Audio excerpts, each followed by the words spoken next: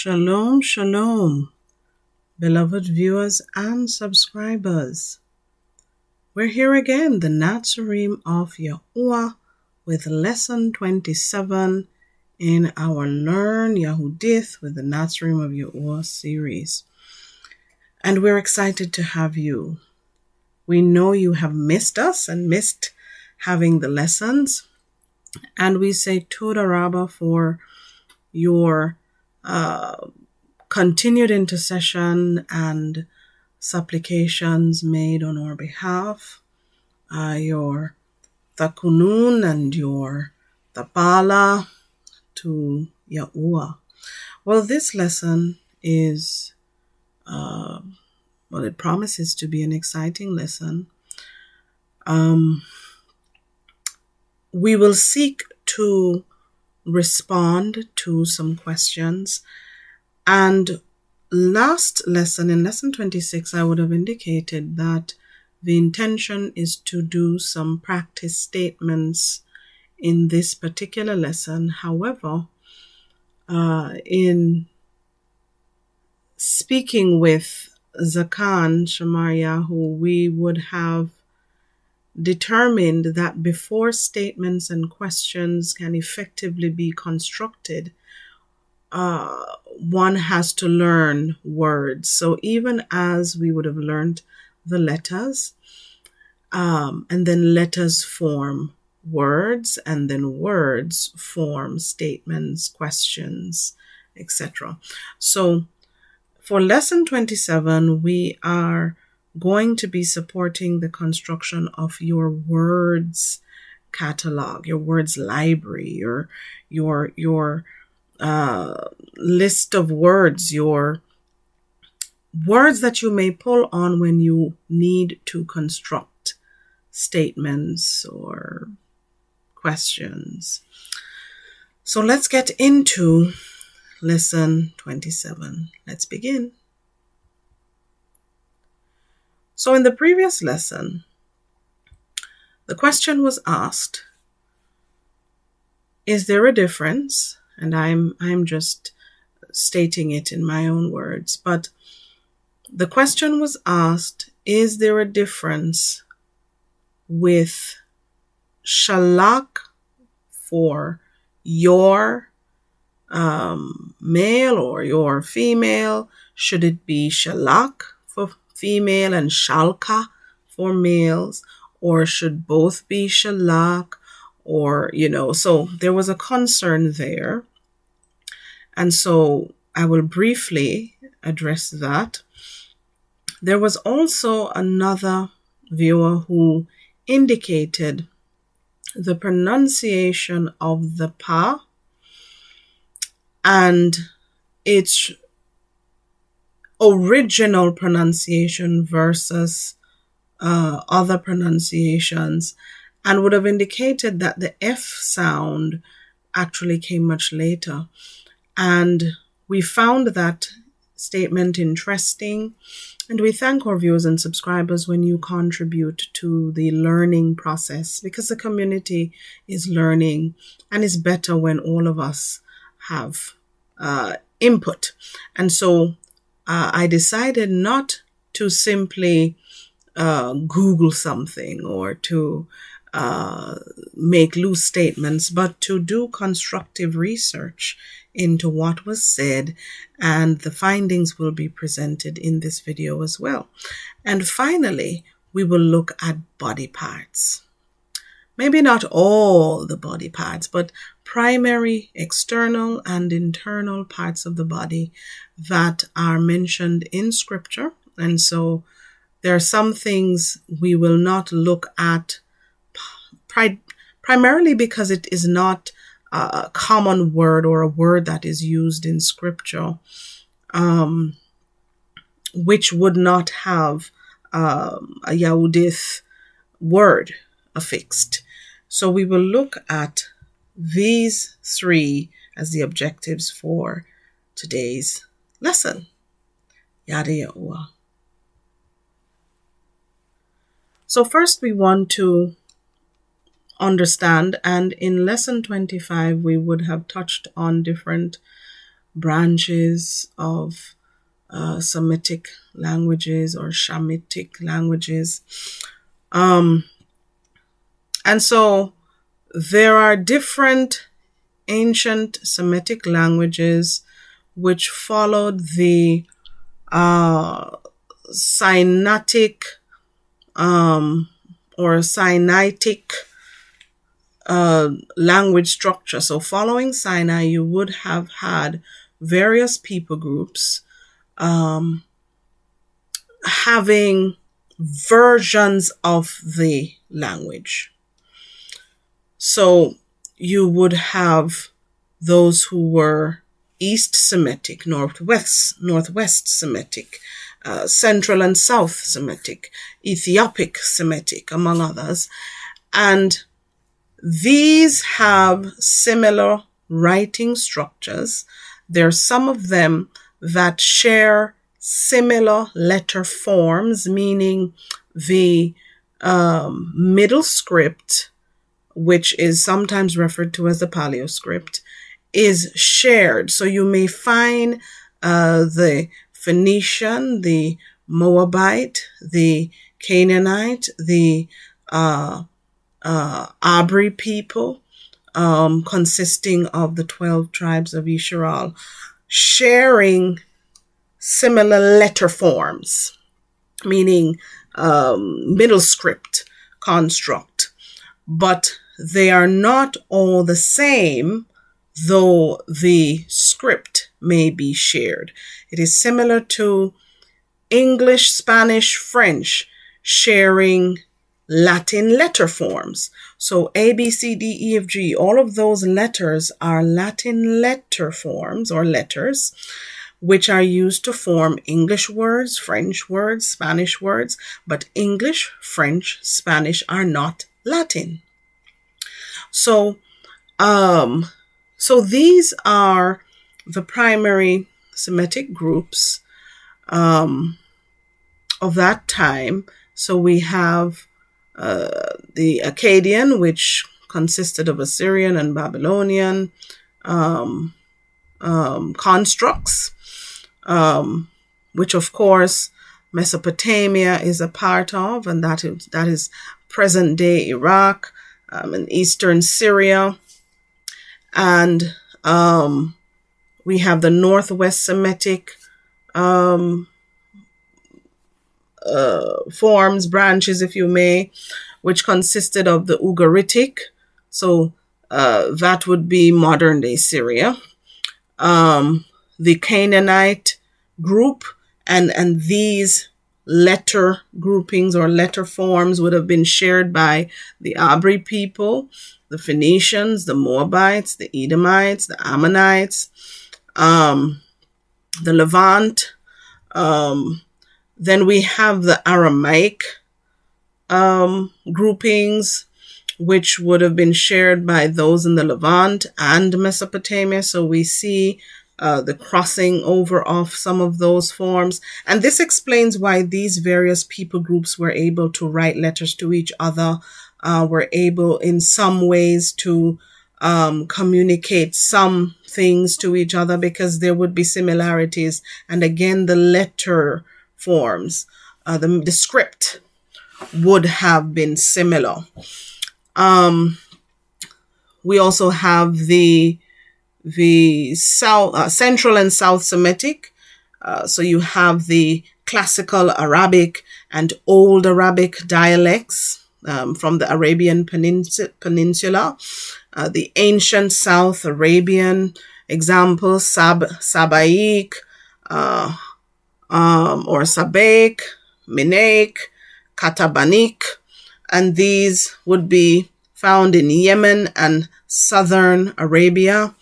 And of course, we have the Ethiopic Semitic, which is the language of Ge'ez. And these would be, these could be seen from the sections known as the Horn of Africa. And they have descendants of Ge'ez, such as, and these are language descendants, Tigrinya and Amrik. So So these different languages would have been the major ancient Semitic languages, and the general regions from which they originated. Right? So we would have seen following the Proto-Sinaitic period. So in responding to the question of whether there was a differentiation, it was important to show the different Semitic language groupings, because research or research of these different languages, we did not find, in fact, there is no ancient Semitic evidence that ka is a general marker for male in shalak or shalka, and ak for female. There is no credible ancient linguistic data that supports this as a general rule in ancient Semitic languages. So this is in response to the question of, should it be shalka for males, shalak for females? That rule did not exist. They were spelt the same way, shalak, yor. In the older Semitic languages, such as the Akkadian, the Ugaritic, the ancient biblical text or Yahudyth, the classical Arabic, ancient South Arabian, the gender distinctions had different coding systems. But there was no ka, ak, pair or distinction. That came much later when teachers of the language wanted learners to be able to make a distinction when they said your and speaking to males versus your speaking to females. They used that much later to allow learners to be able to distinguish when the speaker is speaking to a male or female. However, it was not part of ancient Semitic forms or rules. There is no systematic ancient proof that ka was for males in shalak or shalka and ak was for females across the various Semitic languages. So I do trust this responds to that viewer's question of whether or not there was a clear distinction or marker to say shalka was for males and shalak for females. And that goes for all the other ka endings versus ak endings when speaking of your. So when you hear shalka used for males and or other words with ka versus ak for males and females, that was not an ancient linguistic rule in the Semitic languages. It came much later when, as I indicated, teachers of the languages wanted to be creative in distinctions. Now for the next question of the pa and whether it had only a P sound, as in pan, or if it had an F sound, such as pharaoh, PH, pharaoh. We're going to address that now. So I had to pull on my small library. In fact, had to add some more books to that. But in responding to that question, I had to do some comparative analysis. So I would have looked at these books, Comparative Semitic Linguistics by Patrick Bennett, Phonology and Morphology of Biblical Hebrew by Joshua Blaw. And don't come at me if I don't pronounce these names correctly.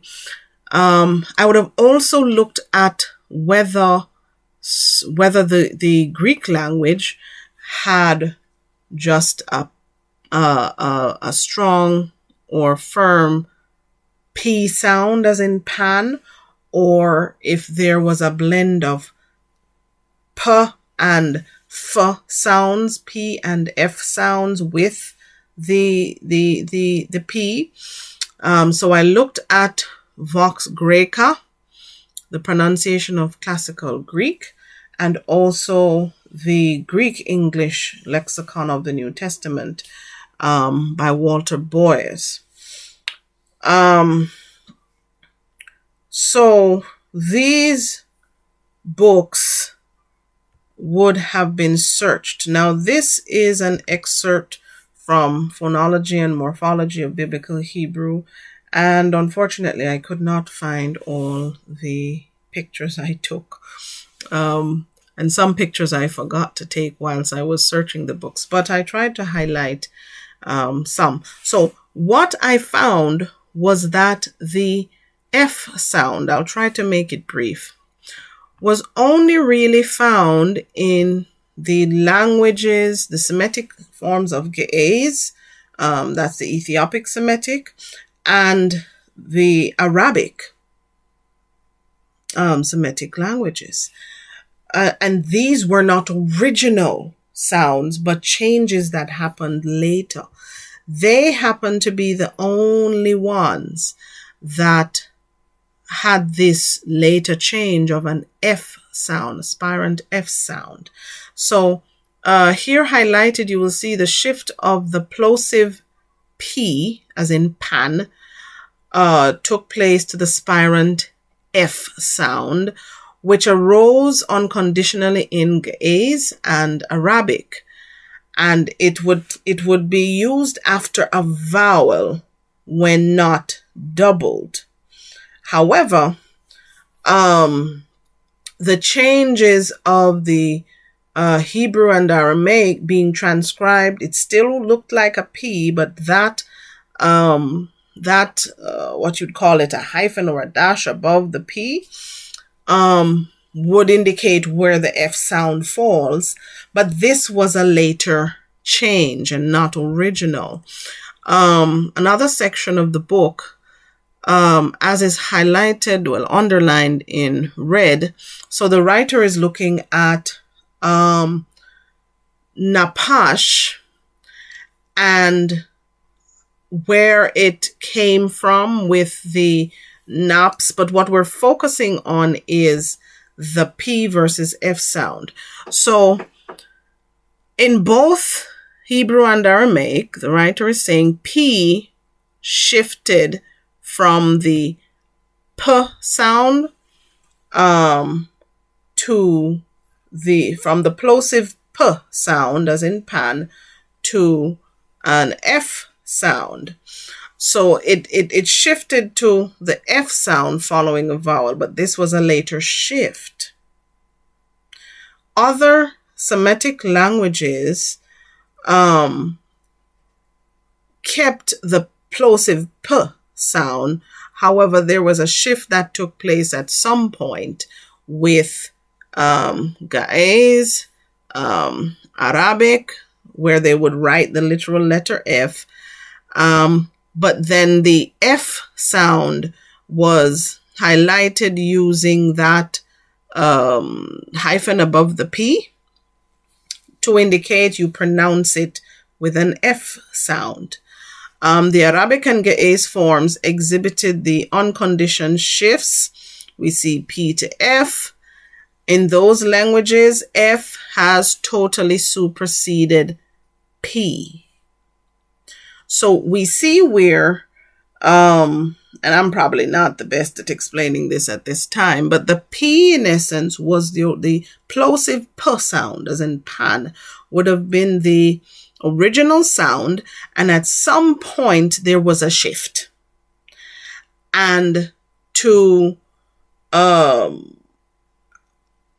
make words a little more or a little clearer in pronunciation, especially with the introduction of what do they call it? Vowels. There was a shift from simply saying P to a F sound. I wanted to determine if Greek had the same pattern in the ancient or original context, because later on there was evidence of the F sound in later forms of Greek, but the earlier forms of Greek, the classic Greek, the ancient Greek, what we found is that there was what was called pi, and you still hear that in branches of mathematics. So pi, and that is that symbol highlighted in the pink. Not sure if you're able to see the pointer, but the pi. So what was explained was that there was an aspirant, if that is the word, pronunciation of the P coming from the pe or pa of the Hebrew context. You found that the Greek pi, so it was pronounced with a little bit of breathiness.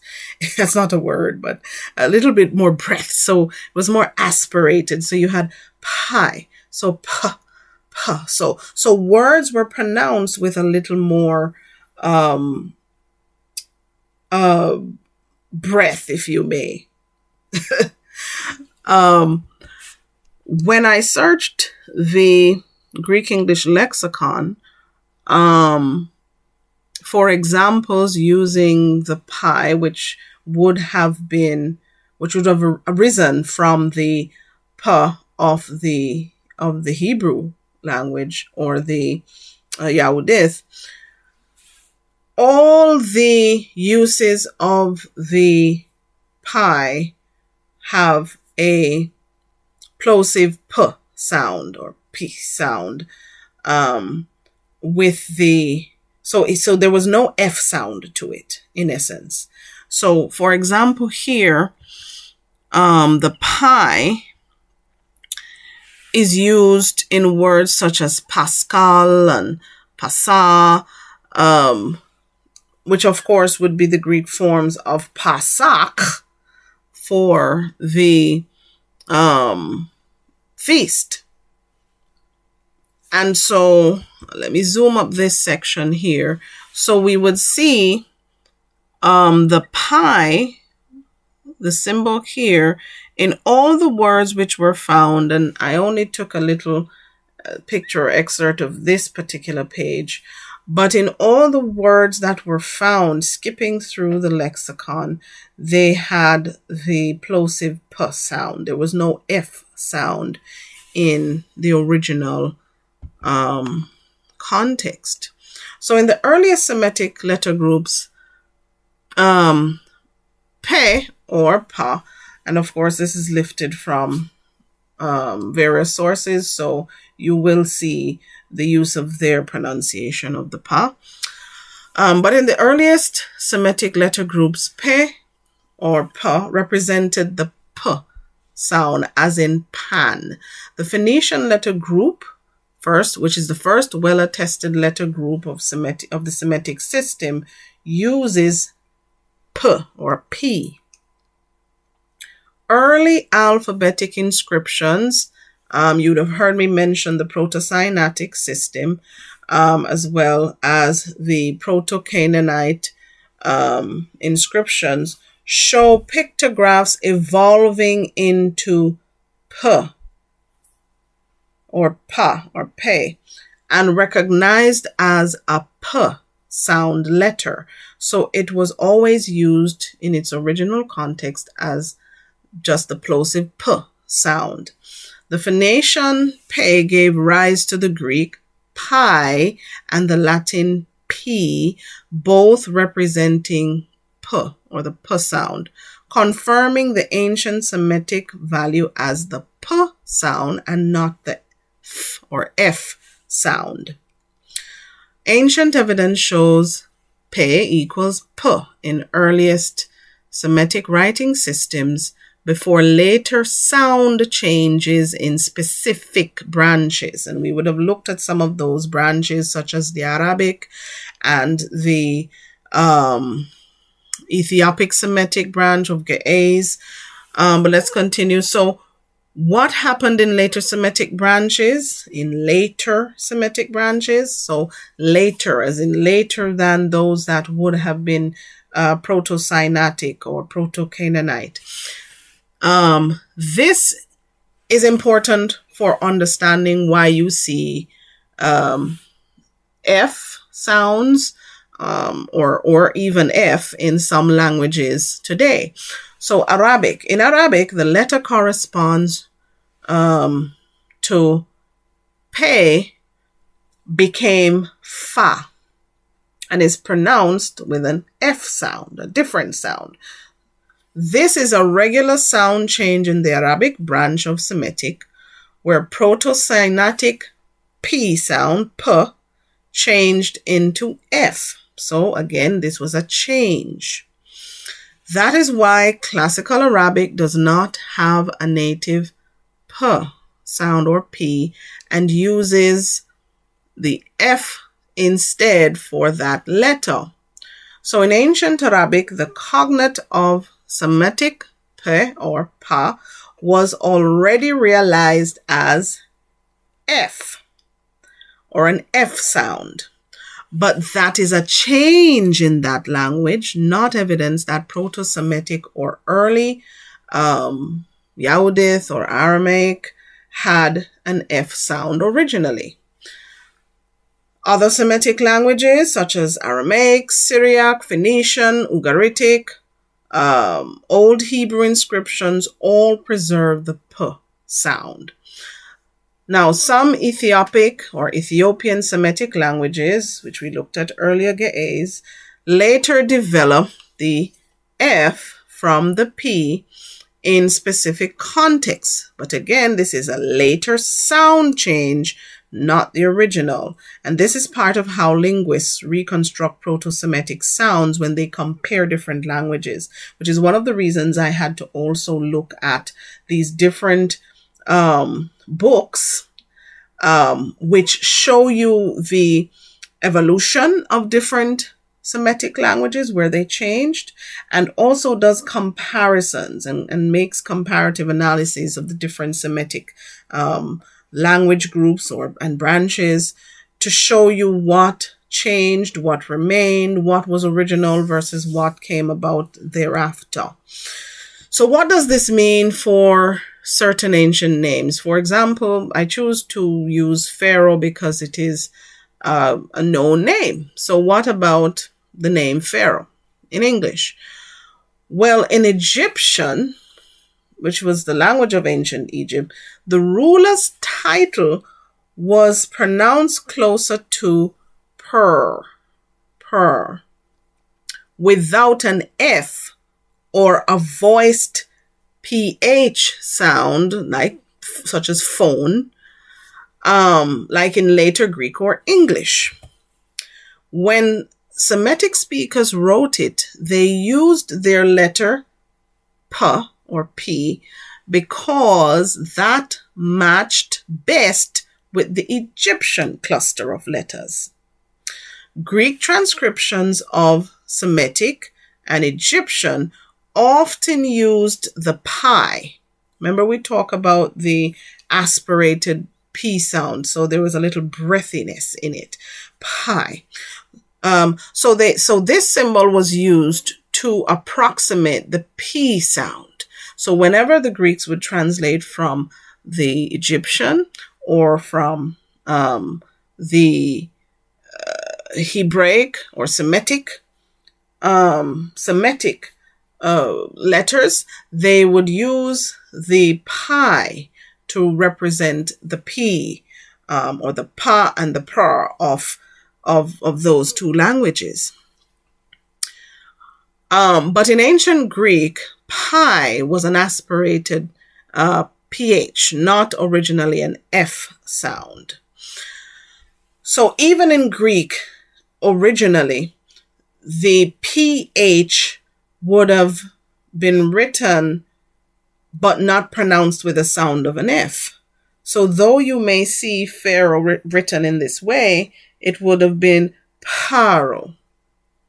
Pharaoh, aspirated. However, the original name Pharaoh does not originate as a personal name. It comes from an ancient Egyptian term, para, and it's a little bit difficult to pronounce because you start by saying the PR sound and then you close the throat for the end. So it's like para, para.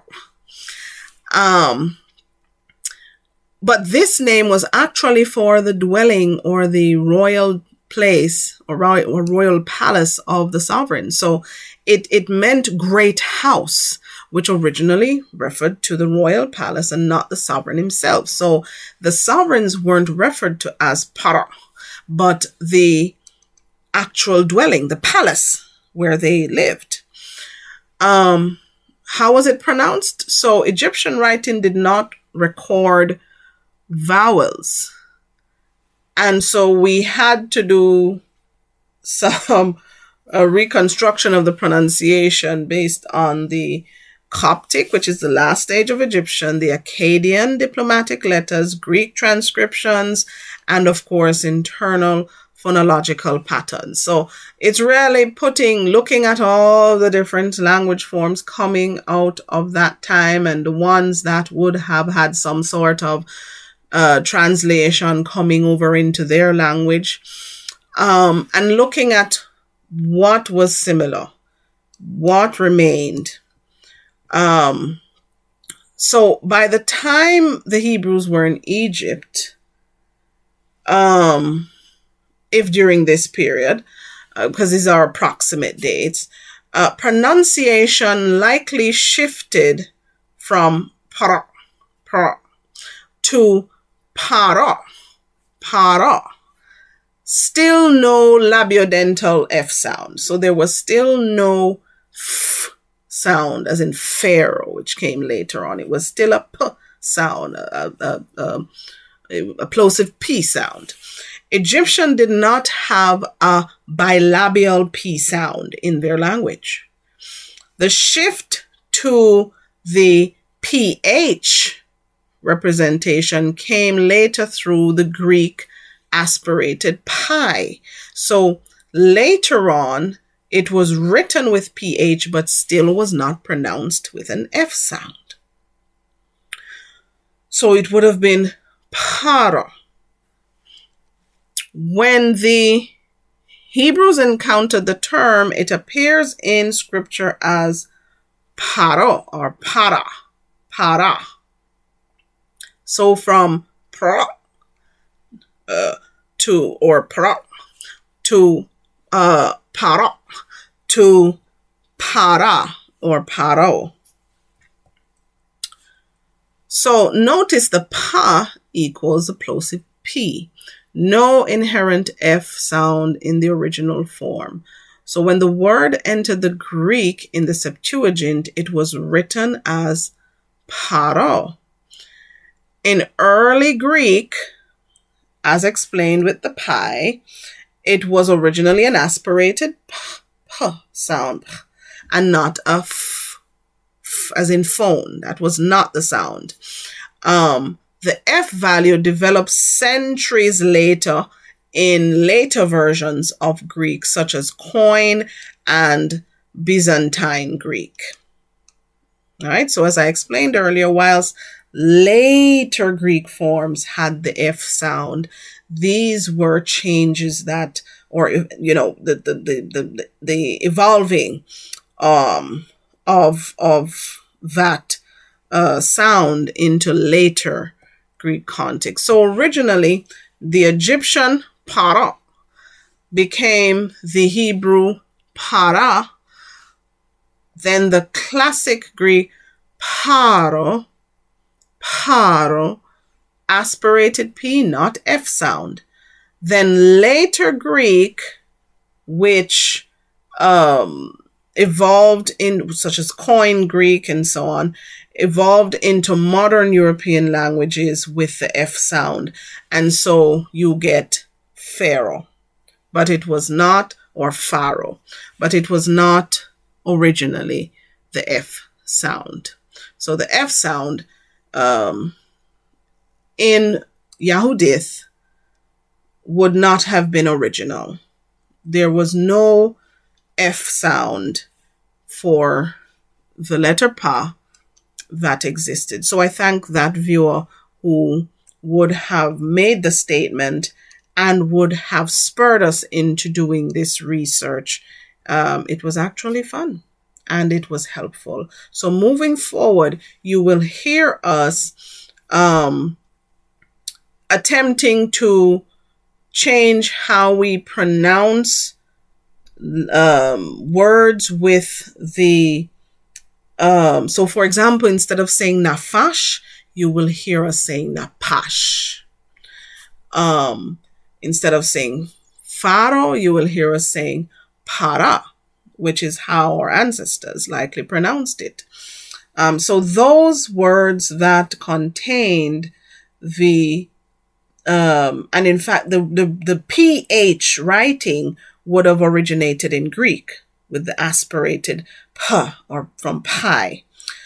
So even writing PH would not have been in the original Yahudyth kind of representation, but the Greek representation. So those words which we used to say an F sound for the pa and write it with PH, we will now. So even Yusaf, which we used to say, we will now say Yusap, because there was no F or F sound. So it would be Yusap. The language is very interesting. Yada yada. So we're getting now into the third section of this lesson. Don't think I had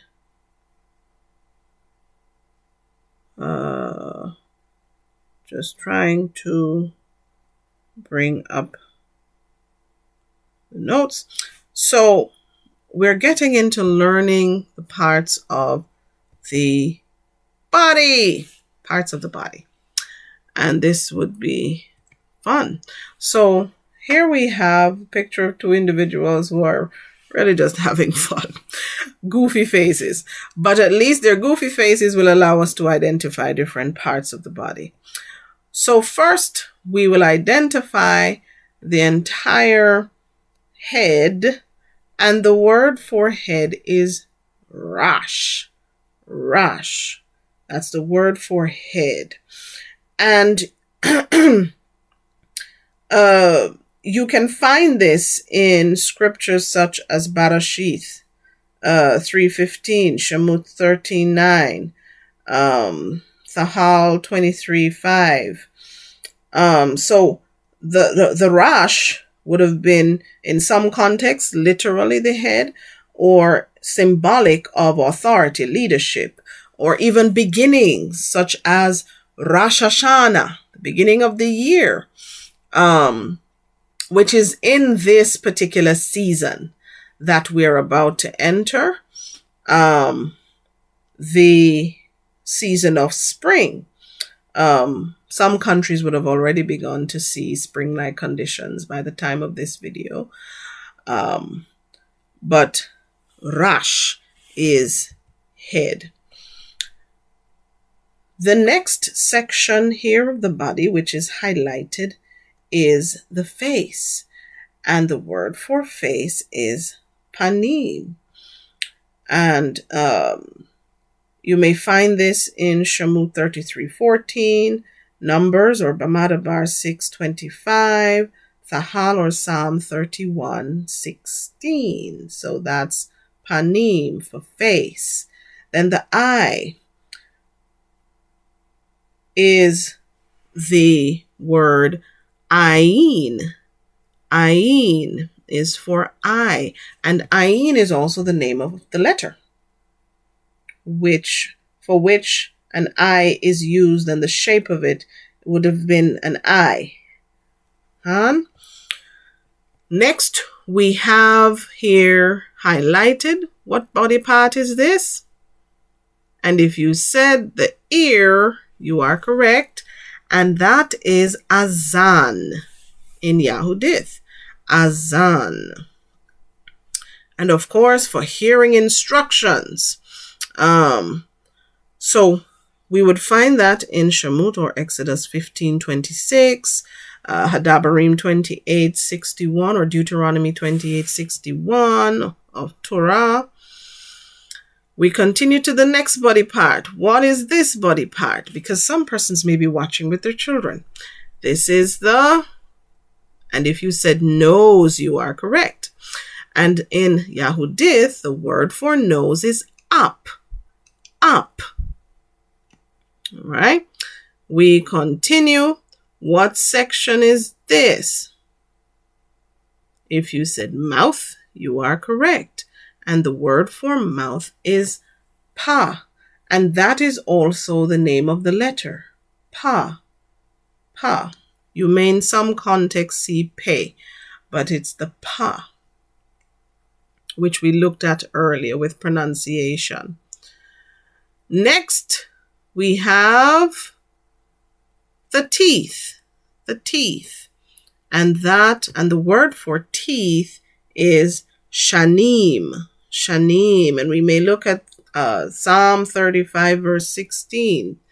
And of course, it was either referring to, in scripture, throughout scripture, teeth were either referred to literally, or for chewing and biting, or figuratively for destruction or terror.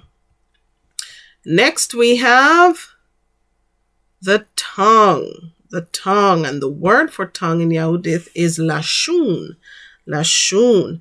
And we may look at Thahal or Psalm 34 verse 13, or Mashalim or Proverbs 18 verse 21, among other scriptures.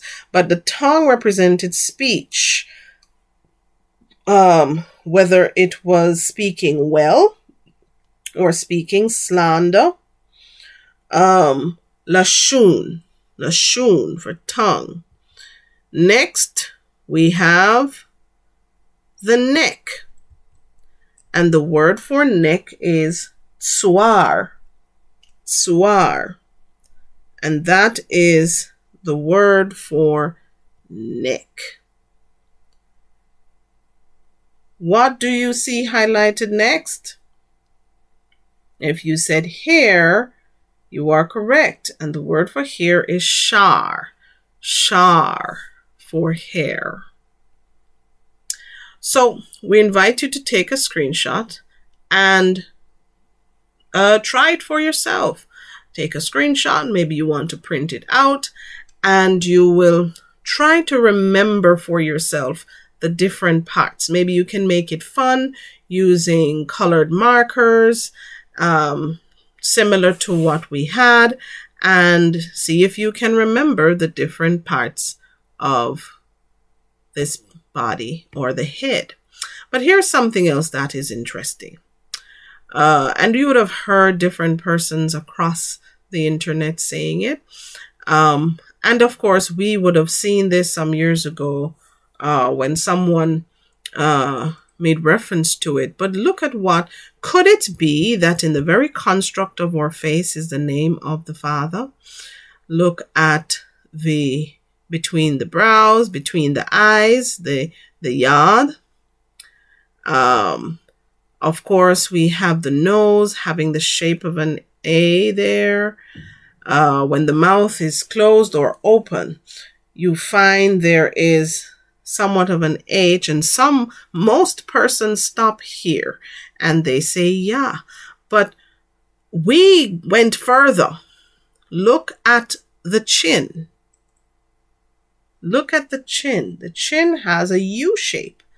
Could we be looking at Yahuwah is Yahu in the shape or the very construct of our faces? Is it possible? But let's move along. So we're continuing with body parts. Here highlighted we have the hand. And the word for hand is yad. And yad is also the name of the letter. Yad is also the name of the letter, and the symbol used for the yad is the hand. Next we have the arm, and that is zarua. Next we have highlighted a finger, and that is ahabah. That's a digit, a finger, ahabah. And of course, you can find ahabah mentioned in Shemot 8 verse 19 or Shemot or Exodus 31 verse 18. Finger, ahabah. Here highlighted we have the shoulder, and the word in Yahudyth for shoulder is kathap. You may see persons using the thou with th, or you may see some persons writing just t, but it's kathap for shoulder. Here highlighted we have the area for the chest or the breast area. And this word is chazah.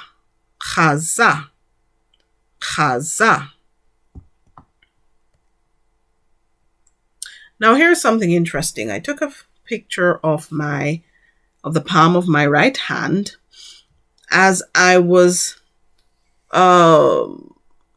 looking at something online and reading some information on Facebook. And as I'm scrolling past the information, I see where someone in the mashpakhah would have mentioned something about the palm of the hand and what they observed in the palm of their hand. And so I took a picture of the palm of my hand and I shared it. This is a different picture of my hand, which I took, just last Leela. But do you observe anything in the palm of my hand? Look closely. In fact, you don't have to look too far. Looking at body parts, looking at the word for hand, what do you observe? You may pause the video and look, but I'm going to go ahead and help you. Do you see that? Let's do it again. Do you see that? What do you see highlighted here in my hand? The yad, the letter yad. And again, yad means hand. And the yad is seen in various words, such as Yahuah, Yisharal, or you may hear Yasharal, Yahusha, Yahudah, the yad. And the yad is also present in the praise word yada. And yada means to acknowledge or give thanks to Yahuwah with lifted or extended hands. Yada. So yada Yahuwah. So this for me was very exciting. I do trust it is as exciting for you. I can imagine someone looking in their own hands right now to determine what is there inscribed by the Most High. But all praise to the Most High Yahuwah. Yada Yahuwah for his wonders, the wonders he performs, and for who he is. So continuing, additional body parts. So here we have highlighted the leg, and the word for leg is ragal. Then we also have a section of the leg highlighted known as the foot, and that is also called ragal. We have the heel here, which is used interchangeably also with the ankles. So the ankle and the heel share the same word, akhad. Akhad. Then we have here highlighted the knee. And the word for knee is barak. And the word barak as a praise word also has to do with bending the knees, bowing before the Most High Yahuwah. And so the knee, barak, is also the praise. It tells you the posture of praise. When we speak of barak Yahuwah, it's a posture of kneeling. Here highlighted we have the waist, which is mathan, or you may see loins. Now, here is an example of, or an illustration of a foot, and we only do this because of the digits that are here, which weren't on the previous illustration. So here we have highlighted the toe, and just like the digits of the hand, the fingers, ahabah for toe is the same ahabah for finger. And when we look at the example given where it is said that the giant had 6 fingers and 6 toes, it was actually the word ahabah that was used to describe this. Ahabah. So the same digit for toes and for finger.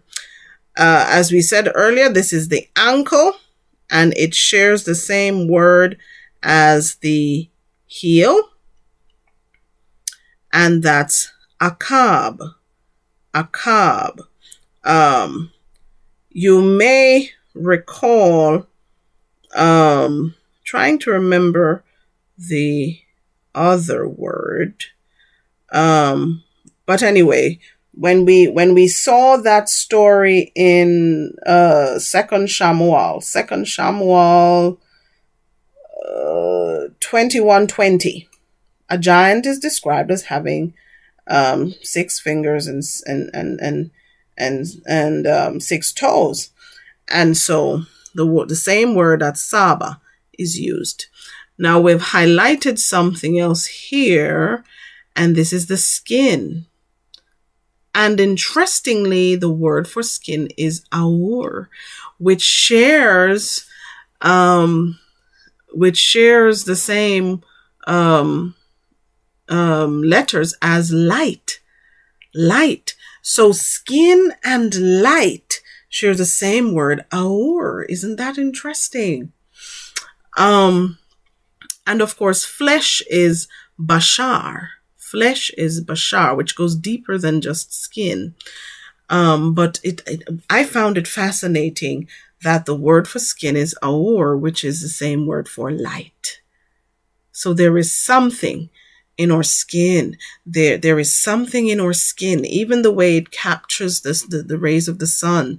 For those with higher levels of melanin, for those who have ever spoken of or felt some sort of electric charge when they go close to certain surfaces with friction, you'll notice there's a little feeling of electricity. Could it be that the skin is charged or, electrically charged somehow? Well, I'm looking forward to exciting discussions in the chat. So here we have all the body parts mentioned with the exception of the neck, highlighted here. And you may take a screenshot, so just in case you want to teach them to your children, you're able to do so. Here we also have them in the middle script writings, and this would be fun for you to also practice to write them, the different parts. Now, for these two pictures, we invite you to have some fun with the family, with the mashpakhah, by indicating where the middle script is to label. So where on these two youngsters where on this little girl and on this little boy, should these body parts be labeled? That should be a fun activity. Here's another activity with lines that you could screenshot, maybe do a print of it, and label the different parts of the body. You may not find all the parts because, for example, he's not smiling or making a goofy face, so you won't be able to see the tongue and the teeth, but there are other parts that you would be able to label: the toes, the fingers, the leg, the neck, the hair, etc. Have some fun in labeling the body parts. Yada Yahudyth. So this is now our internal body parts. This slide is showing the internal body parts. So we have here the liver, which is kabad. And interestingly, the Yahudyth word kabad also speaks to weight or level of importance. So when they speak of the kabad splendor, or the kabad esteem of the Most High Yahuwah, so the kabad, the word for liver is kabad. Interesting, isn't it? The word for heart is lab. So we have the heart there, the lab. We also have the brain, hair, which is used sometimes interchangeably with the mind. And this is the word mukh. Mukh. Not much. Mukh. Next, we have the stomach or the belly. And the word for the stomach or the belly is batan. Batan. And it's also a word used for desire or longing. You know, deep within you, there is this desire, longing, batan.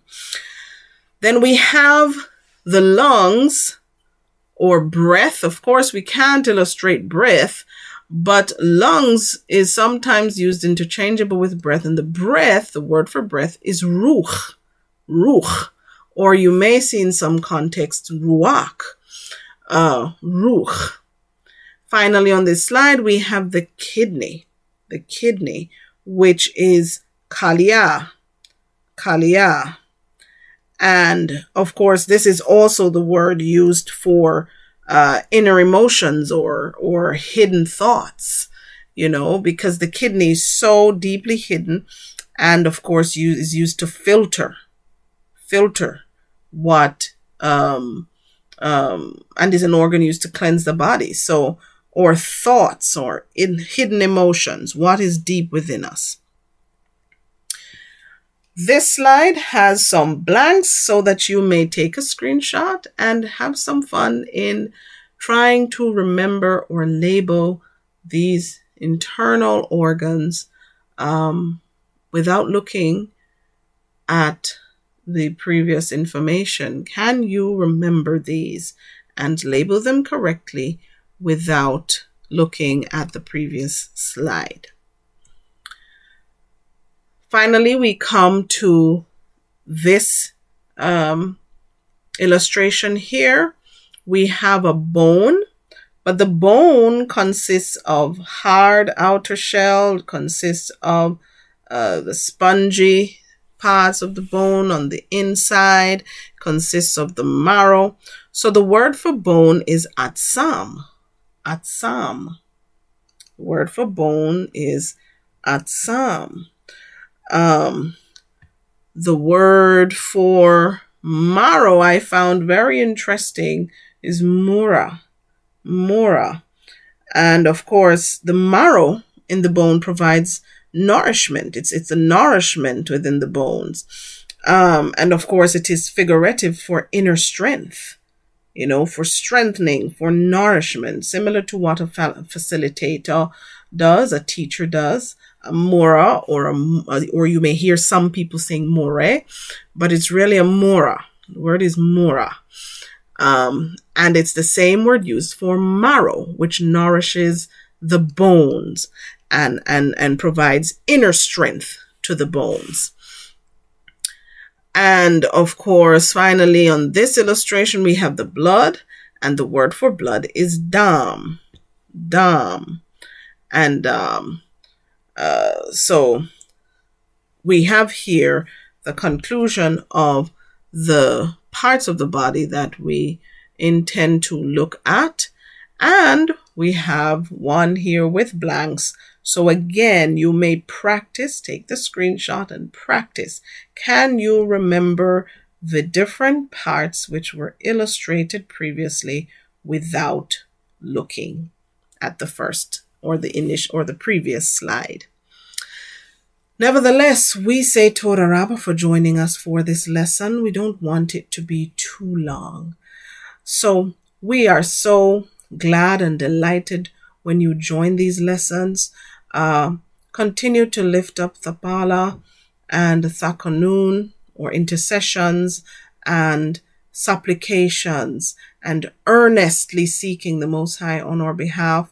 We do sometimes encounter some challenges in, being able to upload some of these videos or even constructing them.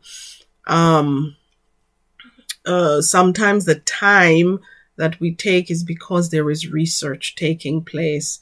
And so we ask that you bear with us. It's not always easy, and especially with full-time jobs. So we thank you for being so patient with us, for continuing with us.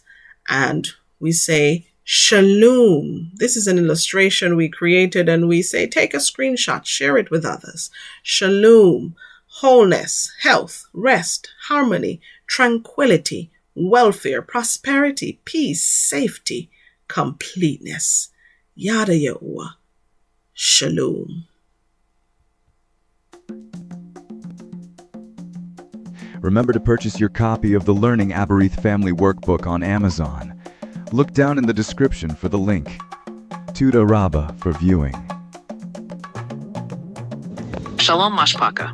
Tuda, thank you for viewing and participating. Remember to share the video with others, subscribe to the channel, and hit the notification bell. Don't forget to grab your copy of the book Strides of Triumph, A Guide to Empowered Living. Also the book Mindful Mastery, Navigating Realities with Awareness. Both are on Amazon. Please see all links in the description below. We are very grateful for those who supported this ministry's work. Toda Rabba. Remember to leave a review for these books. It goes a far way. We are the Nazarene of Yahuwah. And of course, we say Akhad, ahabah, which means one love. And we thank all our viewers and subscribers, all the family of the Most High, for viewing today's presentation.